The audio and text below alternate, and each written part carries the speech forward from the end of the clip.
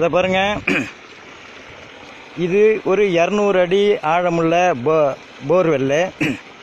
இதில் இப்போ மோட்டார் போட்டு இந்த தண்ணி இறச்சிக்கிட்டு இருக்கோம். எல்லா பம்பு செட்லேயும் இந்த டெலிவரின்னு சொல்கிற இந்த இது வரைக்கும் இருக்கும்.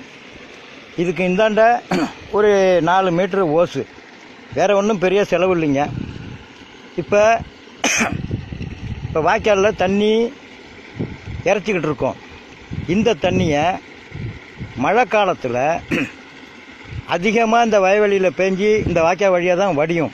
அந்த நேரத்தில் இந்த பைப்பை இறக்கி வை பாலாஜி, இந்த மாதிரி தண்ணிக்குள்ளே மூழ்க வச்சுட்டு மோட்டாரை இங்கே பாருங்கள், மோட்டாரை ஆஃப் பண்ணிவிட்டேன்.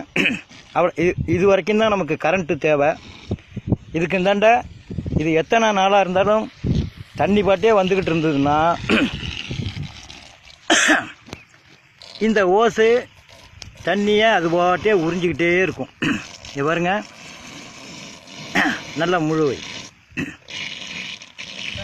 சுழி தெரியுதுங்களா? தண்ணி உள்ளே போயிட்டுருக்கு. அதாவது ஒரு நிமிஷத்துக்கு 200 லிட்டர் தண்ணி,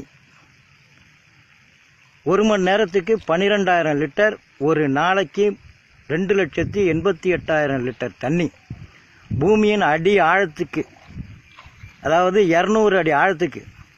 இதே இன்னொரு போர்வெல்லு 300 அடி இருந்ததுன்னா 300 அடிக்கும் போகும். இந்த சிஸ்டத்தை ஃபாலோ பண்ணுனா எதிர்காலத்தில் தண்ணீர் தேவைங்கிற பற்றாக்குறைங்கிற இதுக்கே வேலை இல்லை. பாருங்க,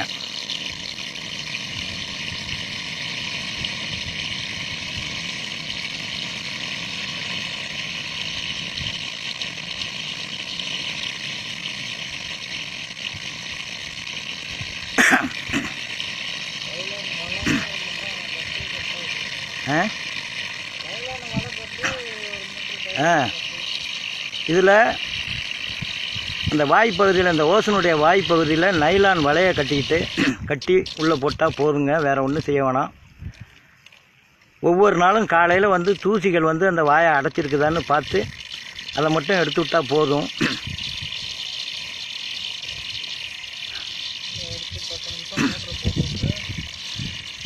திரும்பவும் ஒவ்வொரு நாள் காலையிலையும் ஒரு 10 நிமிஷம் மோட்டாரை போட்டு விட்டிங்கன்னா கொஞ்சம் குழம்பெல்லாம் தண்ணி வரும். அதாவது இங்கேருந்து போன குழம்பெல்லாம் திருப்பி வெளியில் வந்துடும். அப்புறம் தெளிஞ்ச தண்ணியாக வரும்.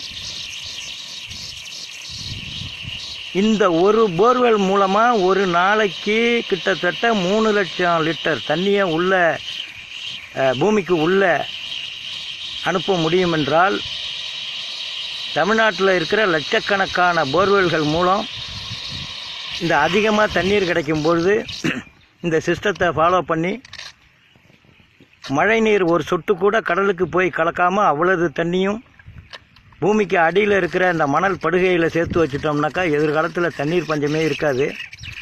இந்த அடி ஆழத்திலேருந்து உறிஞ்சப்பட்ட தண்ணீரை நிரப்பாமல் ஒரு காலத்துலேயும் கிணத்துலேயும் ஏரியிலையும் குளத்துலேயும் தண்ணியை நிறுத்தினா கூட நிற்காதுங்க. அவ்வளவு தண்ணியும் ஆவியாக தான் போகும்.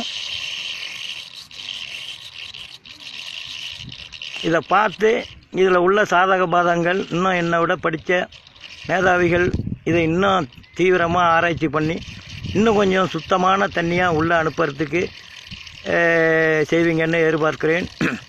செய்வீங்க கண்டிப்பாக. நொட்டாரம் சொல்கிறவங்களும் சொல்லிக்கிட்டு தான் இருப்பாங்க, அதை பற்றி பிரச்சனை இல்லை. இதில் உள்ள சாதக பாதகங்களை என்னை விட அறிவாளிகள் தயவு செய்து தீவிரமாக ஆராய்ச்சி பண்ணி உடனடியாக அரசாங்கம் தெரியப்படுத்தினா எதிர்கால தண்ணீர் தேவைகள் பூர்த்தி அடையும் என்று இதன் மூலம் நம்புகிறேன். இந்த இதில் எனக்கு உதவி பண்ண நண்பர் பாலாஜிக்கும் நன்றி கூறி விடைபெறுகிறேன். நன்றி, வணக்கம்.